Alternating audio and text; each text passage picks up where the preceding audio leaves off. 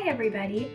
Have you ever thought about all the steps it takes to get a jar of jam from the grocery store?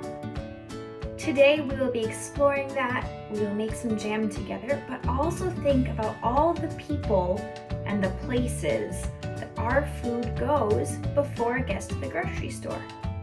We call this the food system, and we'll be looking at the food system for jam today, but we can look at it for any food we'd like to.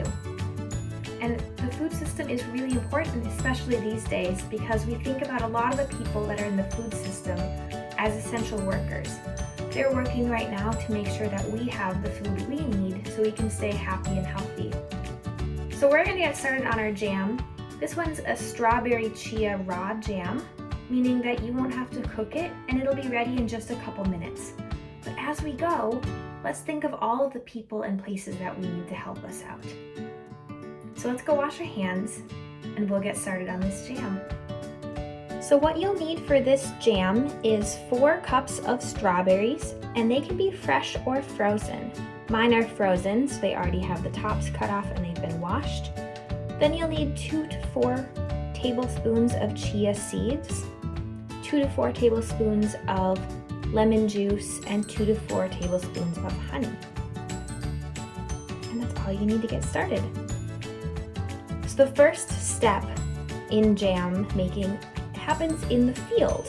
The strawberries ripen and they're ready to harvest. And so then there are harvesters. Those are usually people for strawberries because it's a really fragile fruit, who go through and they pick all of the strawberries. They're really important people in our food system because if we don't pick the fruit, we don't get to eat it. And then different people or a machine will wash the fruit. After that, it usually gets brought to a factory. So we've moved from the farm to the factory now, and the jam is ready to be processed. The strawberries are ready to be made into jam. The first step, if they haven't been washed already, would be to wash them. And then usually strawberries get crushed up somehow. So I'm just gonna go ahead and slice up all of these strawberries. Sometimes at a small factory or a small jam making place, it might just be a person slicing the strawberries. Other times this could be a machine who's run by a person, but it just crushes the strawberries. Maybe it pulverizes them. It makes them really small because jam often doesn't have huge chunks of strawberries. So I'm gonna just keep slicing up. Remember, this is 4 cups of strawberries.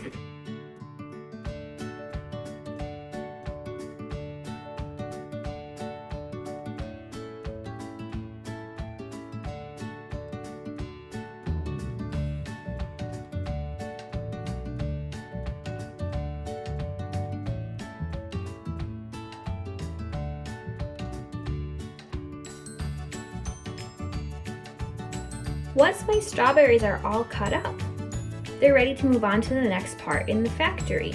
Some of these steps might be happening at the same time in the factory so that they can all come together.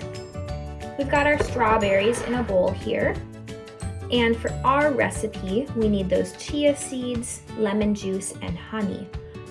In a factory, the recipe might be different, and then they would just need to have the ingredients ready and on hand, and that's usually another person that's preparing or overseeing those ingredients. Maybe that's an ingredient sourcer, or that's someone actually mixing them together, someone running the machinery. They're all really important steps in getting that jam to your table.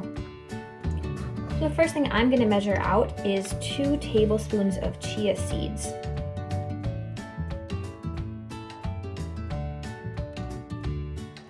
You can use between 2 and 4 tablespoons of chia seeds, depending on how thick you want your jam. The next thing that you'll need is 2 to 4 tablespoons of lemon juice. The final ingredient in our jam today is 2 to 4 tablespoons of honey, depending on how sweet you want your jam to be. Sometimes this is sugar in other recipes. Sometimes there's no sweeteners at all. It depends on the jam recipe and the company that's making it. At a factory, this would all be being mixed together then. Usually it would move down a conveyor belt or down the line, and somebody else would oversee that process. So we've included another person, maybe that's the mixer who's helping create our jam.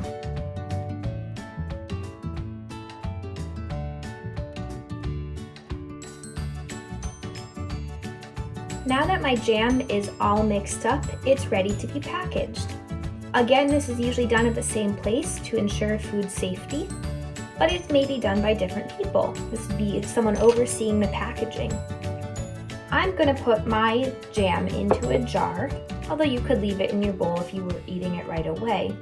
But at the factory, some sort of label needs to be made. It needs to say some information about the jam, and nutrition labels are put on.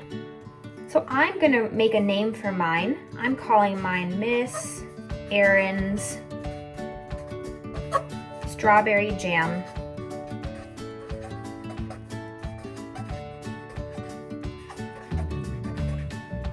And I know that label needs to go on my jar. That could be done before or after the jar is filled.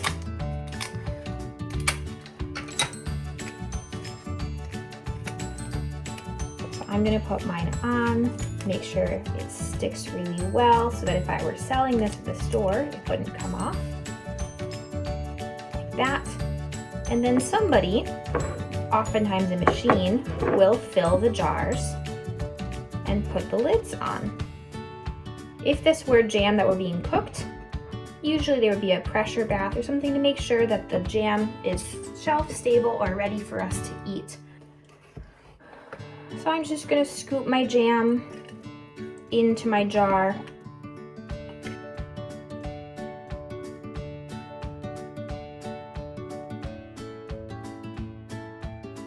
All right, and there we go. Next, a lid goes on. Make sure that it's all nice and tight, ready to go. Our raw jam doesn't need the lid on it, but it would if you're storing it in the fridge for a couple days. Mine's leaking a little bit. That's all right here. So now I've got my lid on, my label on, my jam is ready, which means that it needs to go to the grocery store. We don't often go to the factory to pick up our food, although we could at some places. But oftentimes, each jar will get packaged into a crate or boxes, put on a truck, and then driven to the grocery store.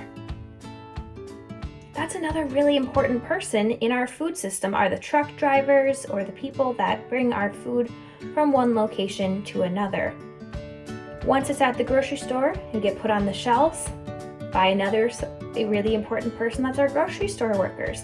They're going to make sure that everything has its labels facing out, that they have enough stock for us to buy, and then when you go to the grocery store, you can purchase what you'd like to. So I'm going to let my raw jam sit for about 30 minutes before tasting, but then I can put it on toast or whatever I'd like to. And I always like to think about all of those people that helped me get my jam onto the table. Today was just a fun activity to help remind us of all those people, but I like to think of all the people that harvest and wash and cut and mix ingredients and drive trucks, go to the grocery store to package all of our items onto the shelves, the people that work at the cash register helping us get our food when we buy it, and then finally when we sit down to eat our jam. Those are all of the really important people that help us get our food on the table. Thanks for hanging out with me today, thinking about all of the really important, essential workers in our food system. Because they're not just important now, they're important all the time. Have a good day, everybody.